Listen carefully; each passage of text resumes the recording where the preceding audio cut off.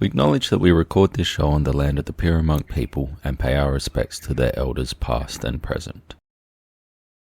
Hi Liz, hi comrades, welcome back to our 101 series. So before we get into things, Liz, we've had our first request. Ooh. From user Captain Individual and then some numbers on Reddit. So thank you for getting in touch.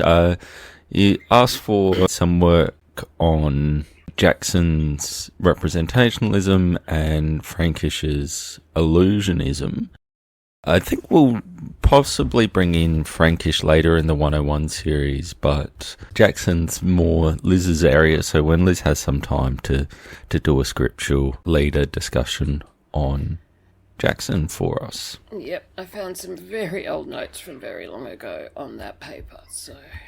Cool. I will update them. They're there. Half the work's done already. So if anyone else has any requests, if they'd like to test our credentials to see how well we know the things that you care about, feel free to send them in and we'll try and fit those in somewhere between the 101 and the new papers series. Today we'll be talking about and introducing something that you will have heard us talk about on the main series, namely quality spaces. So, Liz, this one was hard. Good. It's not just me. No, not just in that the texts I read to try and narrow down our focus were badly done. Not that they were badly done, just that there's so much to this idea that it's difficult to know exactly where to start. Do we start with the experimental procedures themselves, or the maths underlying the geometry of the spaces? Not the maths. Not the maths. I hope that's not what you've done. That in fact, is not what I've done. Because if we start with those, it's too easy to lose sight of exactly what quality spaces are supposed to say about consciousness. It's easy to lose the big picture.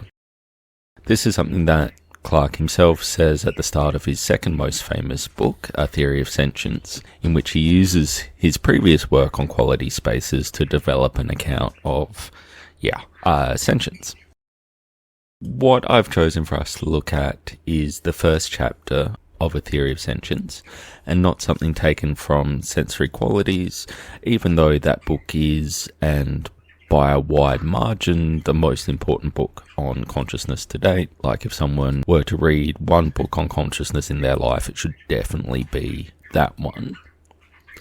But the upside of this choice is that we can focus on quality spaces as a description of consciousness without getting lost in the maths or the experimental design. The downside is that some of the arguments for the implications Clarke thinks quality spaces have will be glossed over because those arguments appear in the earlier work. But we'll come back to them when we consider the broader theory of consciousness Clarke is offering.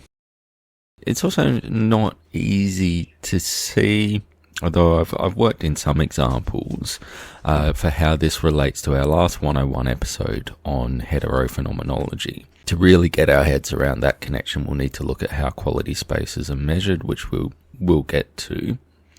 But I thought that we should start by explaining what quality spaces are. Does that sound alright, Liz? That sounds good.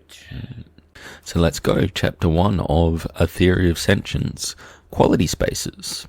So Liz, what's a quality space? You do all my work for me. Quality space is a way of representing the relations between different experiences. So it's a way of describing the quality of experiences in terms of their relative similarity. So it's not any relation between the experience, it's really relative similarity is the one that they pick out. Like we talked about in the main series lists, lots of kids produce rudimentary quality spaces for fun by ordering coloured pencils or textures or what have you. As this is the 101 episode, it's worth reminding ourselves of this. If you've got a box of pencils or some of those fun clicky together textures, you can grab them now and do this along with us. So start with the purple one. So that's the cool one. Purple's a bit red, So pop the red one next to it, which is a bit orange. So cool, we'll pop the red and the orange next to each other. Yellow's also a bit orange, so that can go next. And then you can get that disgusting yellow-green one, which I hate, the few greens, the aqua one, then the blues, and then we're back at purple.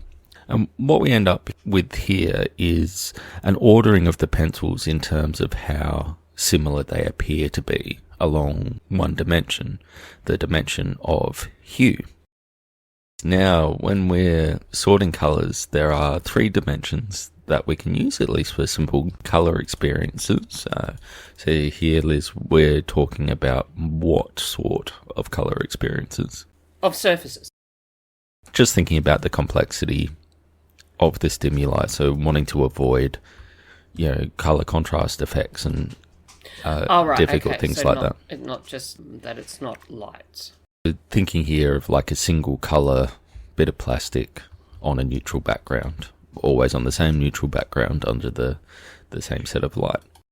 When we're thinking about those sorts of stimuli, the first dimension we get is hue. Here we're thinking about what colour is in the colloquial sense, so the shade of something, is it red or turquoise or lavender or whatever. We can also sort colours by how light or dark they are, like pinks or light reds, but we can do that for any hue, going from dark blue to sky blue, for example. We can also sort them by how colourful they are, so this is called saturation, and here we're sorting from greys through pastels to the more saturated colours. When we sort colours according to all 3 of these dimensions, we get a quality space for colours. Each colour being represented by a point in that space with a value on the hue dimension, the brightness dimension, and the saturation dimension. Now, are these 3 dimensions sufficient to describe all colour experiences? So if we start adding in translucent surfaces rather than opaque ones, then we need more dimensions to describe them. Whatever space you end up with for a particular set of experiences that we're trying to describe, it remains true that the more similar colours are closer. So the distance between them represents their relative similarity. To get our head around quality spaces, the first thing we really want to try and clarify is just what are quality spaces describing. So you might have noticed an ambiguity in how I introduced the concept of quality space. I said that quality spaces describe experiences, but then I started listing things that we can experience. That is coloured pencils. We're going to need to get clear on whether quality spaces are describing experiences themselves or if they describe the thing in the world that we experience.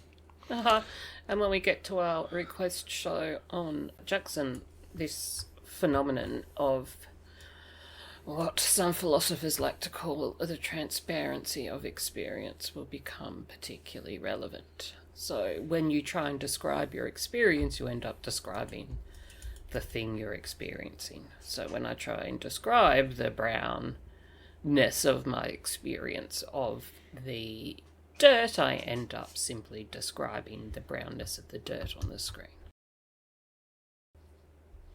When we say my experience is a green experience, we mean something different than when we say that a pencil is green, right? So for those of our listeners who have done some work in representation or semiotics, you can think of this as a species of a vehicle-object distinction. In this chapter, Clark discusses a few ways that this distinction can be drawn, and some suggestions from Sellers and others about different labels we can use. His preferred option here is to distinguish between phenomenal and qualitative properties. Now, this is a bit confusing, at least to me, because there are others who use phenomenal properties to mean the same as what Clark means by qualitative properties.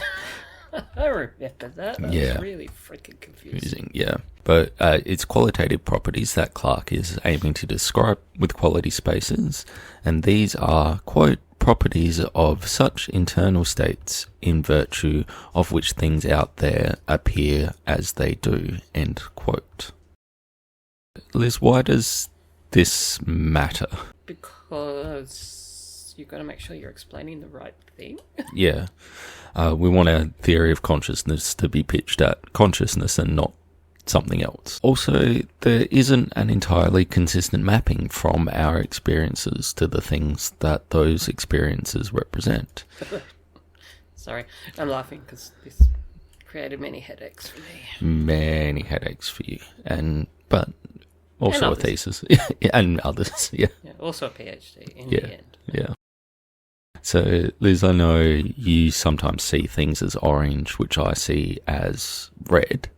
Yep. This sort of individual difference is quite common. The example that Clark uses is from an experiment in which people are asked to pick out from different coloured lights a green light that looks green, not at all yellow, and not at all blue.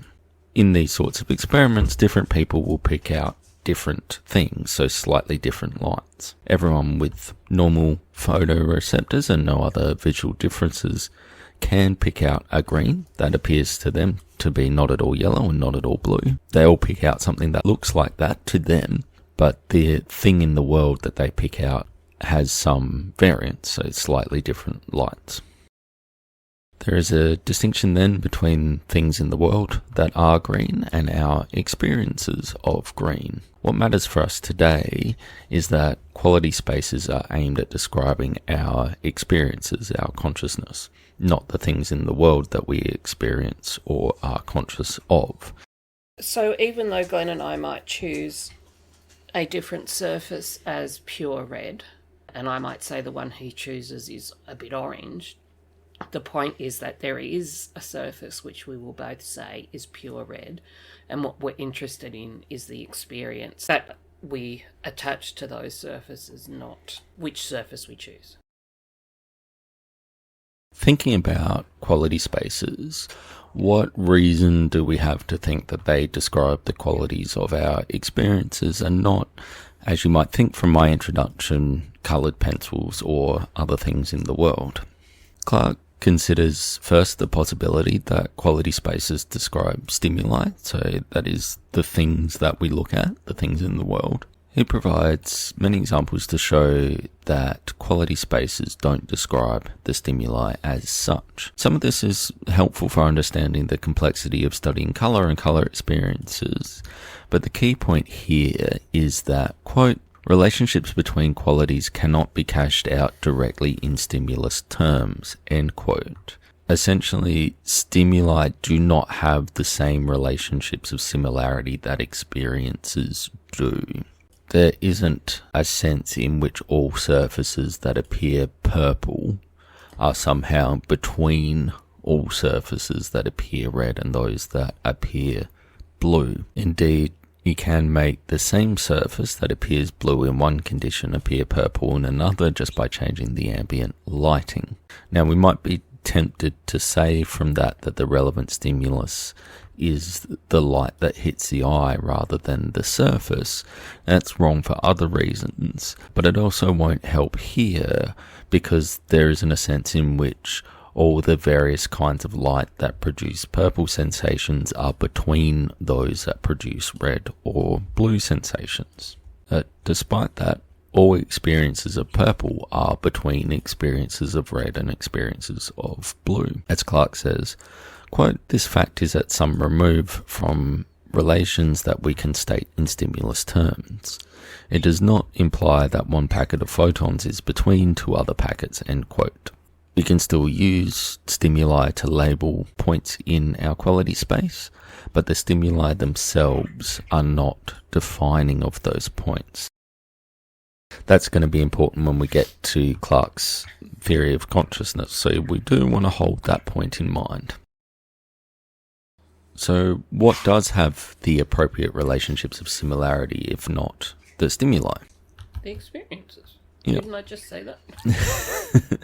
So, for Clark, these are the properties of appearance. So that is how stimuli look or sound or taste, etc., whatever you're interested in.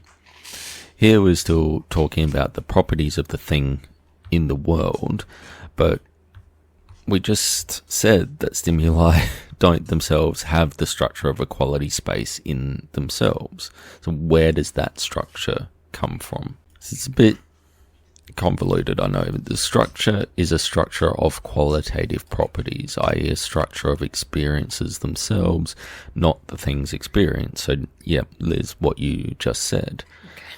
Now, there's more here, but it will derail our main interest, which is the use of quality spaces to describe experiences. But some of those convolutions we will come back to when we're considering the theoretical aspect of Clarke's work. Where we're up to is just the proposal that we can use a space to describe experiences, where the points in space represent experiences, the dimensions, the ways in which experiences can be distinguished, and the distances' relative similarity.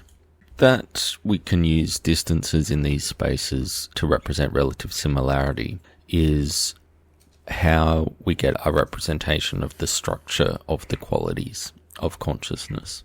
By saying structure here, it means something a bit different than what you would get in Husserlian phenomenology or other approaches like that. Here we're just talking about the relationships between experiences.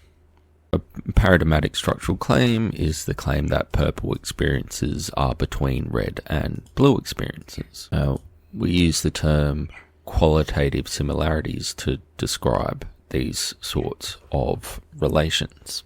For Clarke, a structure described exhaustively in terms of qualitative similarities is sufficient to define any conscious quality. Now, it's going to be the basis of the theory later on, so do keep it in mind. But for now, we don't have to follow Clarke all the way to that claim, at the claim that this is all you need to define a conscious quality, to see that these give us a very good description of experience, or at least give us something that needs to be explained.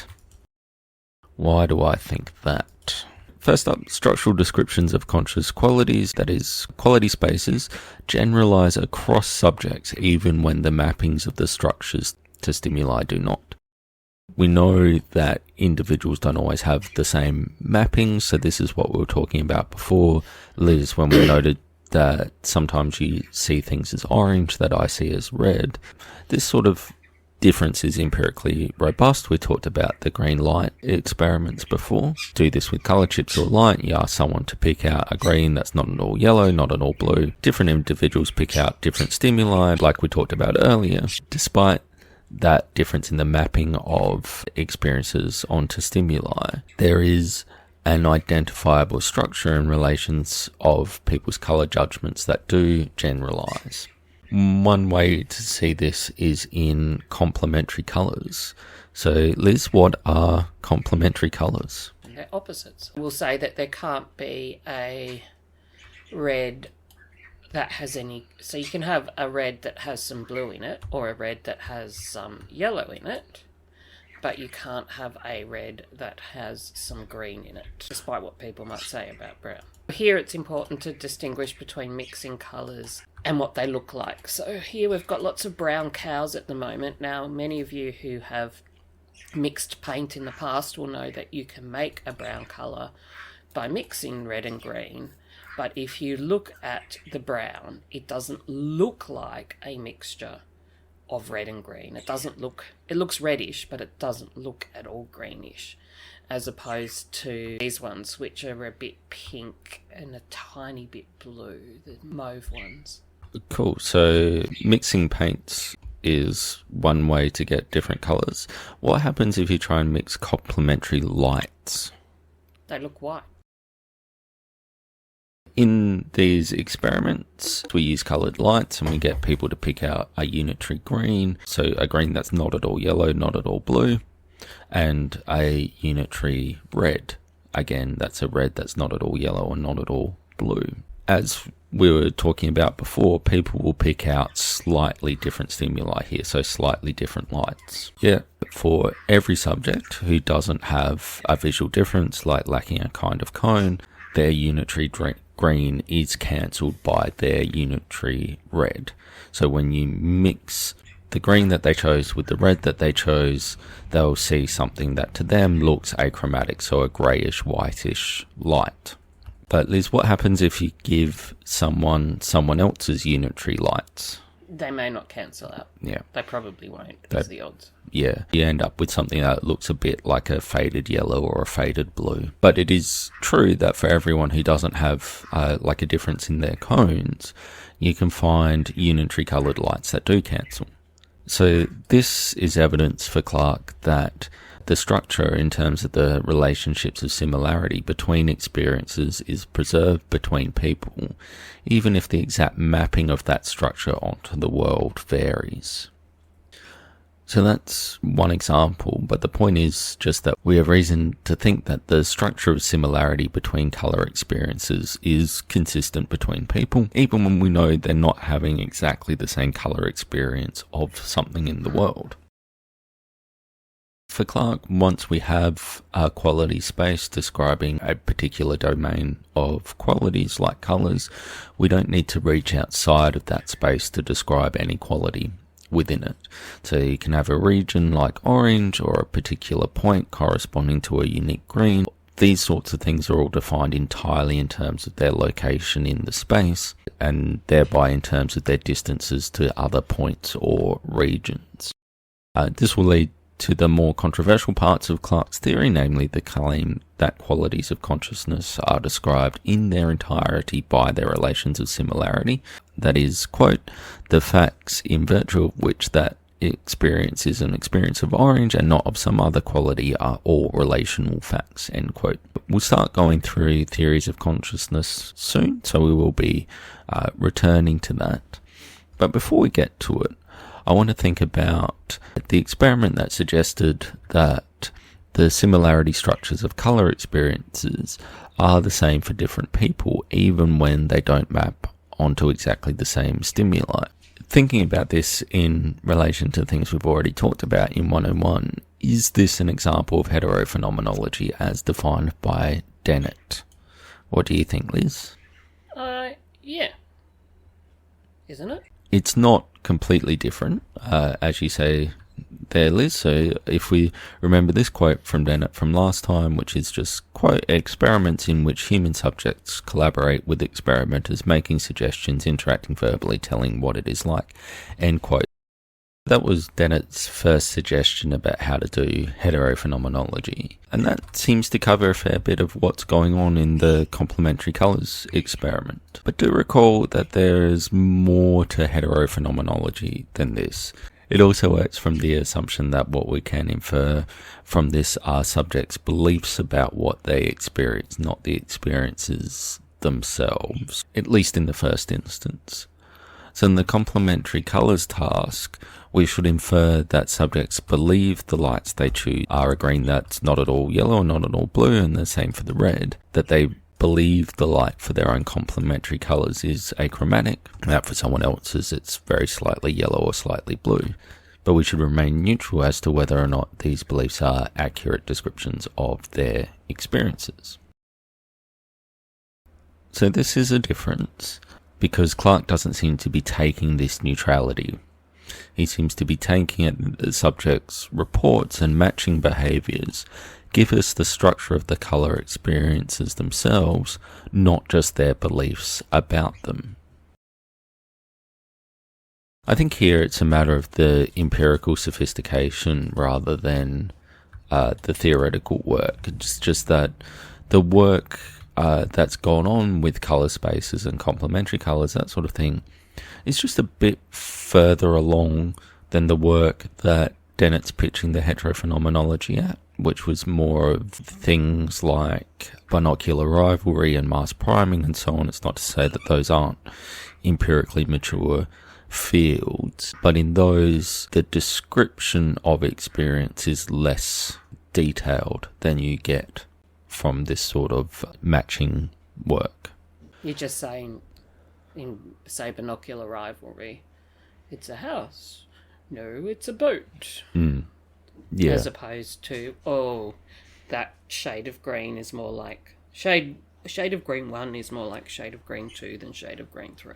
Yeah, so you can't get any sort of structural claims from that sort of work. And I wanted to talk about this because I think that without this neutrality, Clarke's offering a different revision to our concept of consciousness than Dennett did. And we can see this in Clarke's response to Nagel. It's been a few weeks since we talked about Nagel, but the problem for Nagel was that a bat's point of view on the world is so different from our point of view that it is impossible for us to understand things from the bat's point of view. Clarke offers an explicit response to that here in this chapter. His response depends on a particular conceptualization of the problem. This is fine. How we think about problems should change as our theories change. And remember that Nagel is working with a pre-theoretical concept of consciousness and Clarke is not. So if Nagel's concerns survive the introduction of quality spaces at all, it will be in a different form than originally stated. This is also helpful for us because it's possible from this to see the form of the conceptual revision that Nagel asked for at the end of his paper. So if you think that quality spaces, so describing experiences in terms of their relative similarity, is the right way to go, we can put the problem that Nagel raised like this. Quote, this is from Clarke: "The bat has an alien structure of qualitative similarities of what resembles what," end quote. For example, the locations of a fluttering moth that we as humans couldn't tell apart would appear different to a bat. So put another way, quote, "The bat has an alien structure of qualitative similarities of what resembles what," end quote. If quality spaces are the right description of consciousness, then the concern about alien points of view becomes a concern of how we can understand these radically different structures of qualitative similarity. So, quote, "We cannot imagine what it is like for the bat in the sense that our paradigms and our sense of qualitative similarity cannot get us to the point where for us, like the bat, X and Y are qualitatively similar, that being two locations of a fluttering moth, for example, we would need to acquire the bat's quality space," end quote. Here we're getting a revision of the whole concept of a point of view. Again, quote, "To experience things from the bat's point of view is to experience the resemblances that the bat experiences to have its quality space," end quote. So there is, for Clarke, this incommensurability of points of view. If there were bats that, in addition to having these very different quality spaces, also had a human-like language that we could learn, we could, of course, have labels for their sonar experiences, but we couldn't, quote, "learn successfully to apply the word in a direct first-person fashion," end quote, because there is nothing going on in us for those words to refer to. There is a sense then in which Clarke agrees with Nagel. There is a sense in which bad experiences are inaccessible to us. But there is a disagreement here as well, because there is a sense in which the bat's experiences can be accessed by us. We'd have to do the experiments to map out a quality space for the bats. Of course, that's easier with our sci-fi linguistic bats, but as long as we can measure what bats can and can't discriminate, it's possible to get a map of their quality spaces. There is a sense here in which, quote, "the subject matter of sensory resemblance is not one that is accessible only from one point of view," end quote. Now, to evaluate whether or not this is a good move, we'll need to get beyond quality spaces as a description of experiences and to see them as a theory of consciousness. But to start with, we can see how describing experiences in this way is already revising our concepts of experience and point of view. So far in our 101 episodes, we've had a look at what the problem of consciousness is and a couple of proposals as to how to measure and describe it. Both of those have started the project of revising our pre-theoretical concept of consciousness to something that's going to be useful for theories. And we've tried to make our understanding answerable to reality. Next time out, we'll have a look at some more conceptual revisions to our concept of consciousness as proposed by Bloch. But before that, we'll have a main series episode on what's represented by experiences of smell. Cool. So, with that, let's call it a day. Thank you, Liz. Thank you, everyone. See, so folks, this is why I normally just go and fish or something, because as soon as I try and do something like create arrows, I get distracted by the fact that I put my, whatchamacallit, crafting table somehow in midair. And then I don't actually pay attention to what Glenn's saying. Never claimed to be good at Minecraft. Those of you who are will be groaning. Yeah. No one watches the video to learn how to play Minecraft. At least we desperately hope so. Not. Cows and chickens eat the same thing, don't they? No, cows eat wheat and chickens eat seed.